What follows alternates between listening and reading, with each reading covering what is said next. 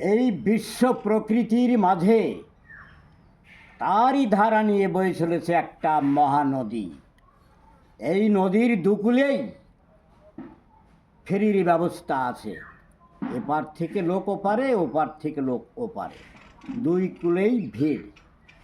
এ কূলে যারা যাবে তাদের নৌকা এসে গেছে কূলে। তখন এক এক করে সব নৌকায় উঠে পড়ল, ভরে গেল। তার মাঝে আছে একটা মহাত্মা ব্যক্তি, তার বয়স 350 বৎসর। এখন ধীরে ধীরে নৌকা চলতে লাগলো, আর এই সাধু বাবাজিকে দেখে সবাই অট্টহাসি, মৃদু হাসি, কোলাহল করতে লাগলো। তখন সে হাসি আর থামে না। এই হাসির মাধ্যমে এসে গেল হঠাৎ একটা দমকা হাওয়া। এই দমকা হাওয়ায় নদীটা উথাল পাতাল শুরু করে দিল।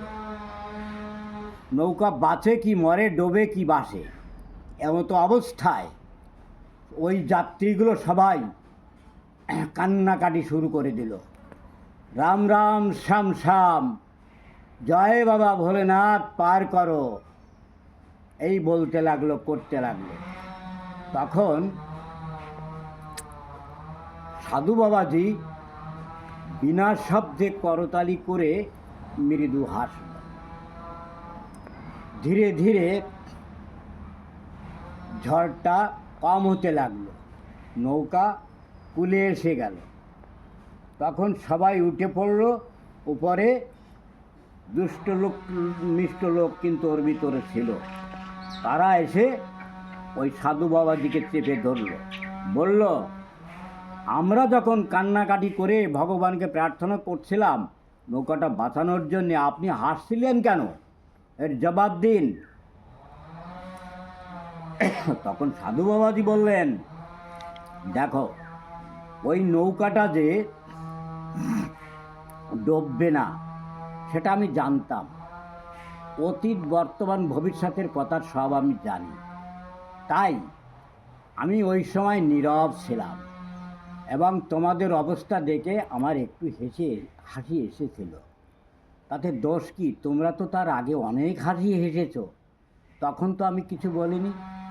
তোমরা তোমাদের হাসির অর্থটা বলতে পারো? না, এমনি হাসছিলাম। আমি জানি তোমরা জানলেও বলবে না, কারণ তোমরা ওই চরিত্রেরই লোক।